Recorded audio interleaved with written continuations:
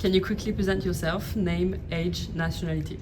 My name is Nicolas Chemin. I'm from Strasbourg, France. So I'm French and I'm 21 years old.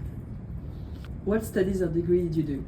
Yeah, so I'm doing a dual master's degree, both in France and Canada. In France, I study at Sciences Po, the Strasbourg campus, and in Canada, I'm studying in Toronto, and I also studied in the US in New York State. Why the United Nations? Yeah, I would say three things. First, it's address global issues, and so it requires global coordination, and we work with people from around the world, which is a great benefit, I think. And also just the fact that it's so multilingual, you learn a lot. You're not just stuck in your own perception. You really have to work with people from different nationalities.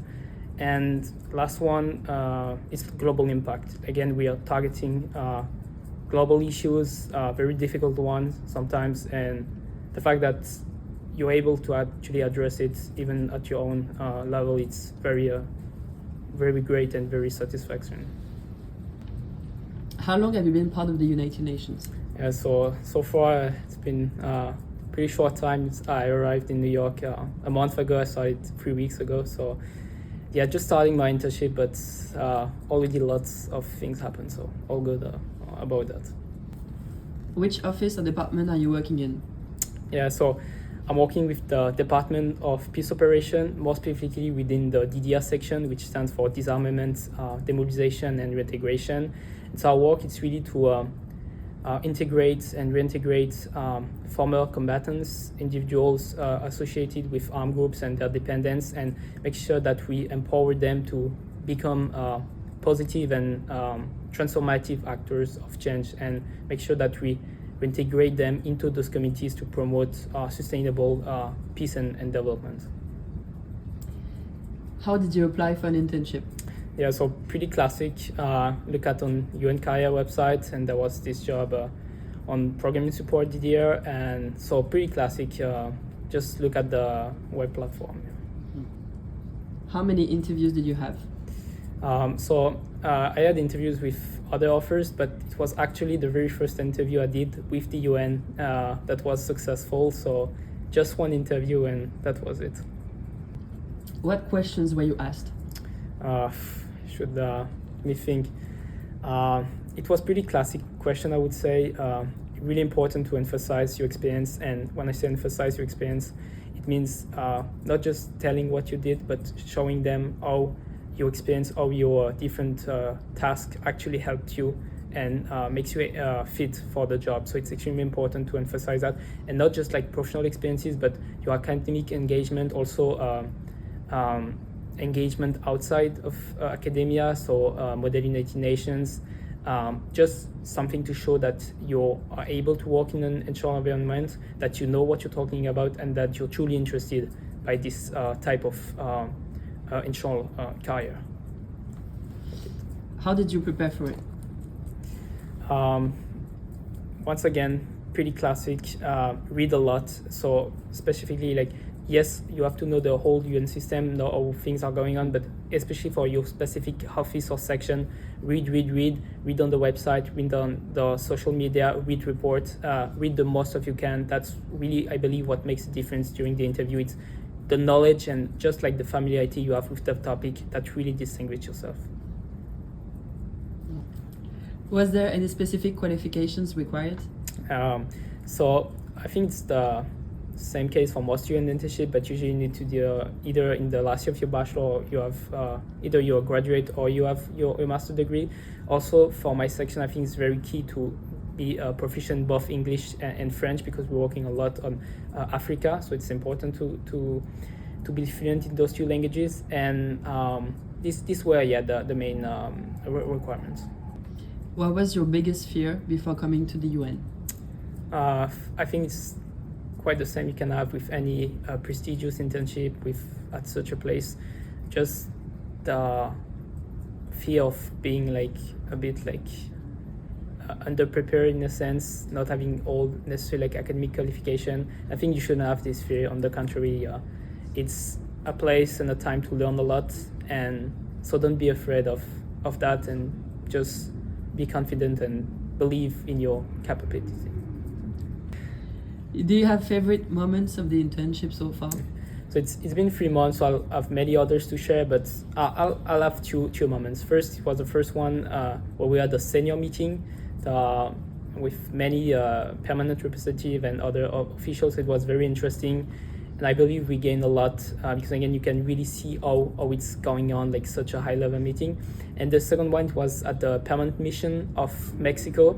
Once again, there was the ambassador, there was other officials, and the topic was interesting.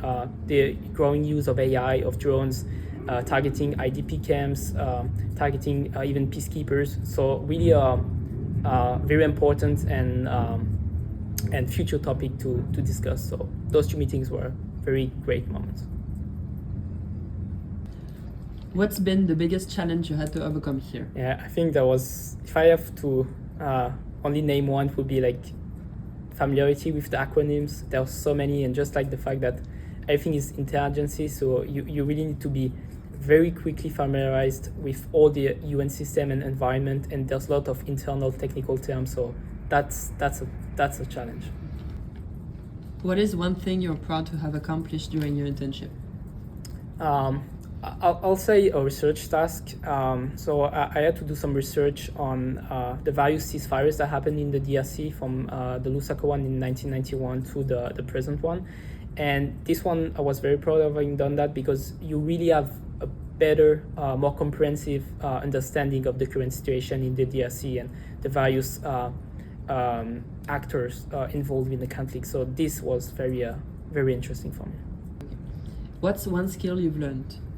If I had to say one, it's pretty basic, but working in such a huge environment, within a huge organization like that, and just understanding, it's going back to the acronyms and all the UN system I've mentioned, but understanding that you're just a piece of the whole architectures of such a big, important architecture, and being able to thrive into it is, I think, a very important skill for other such kind of employments. What does a typical day as an intern look like for you?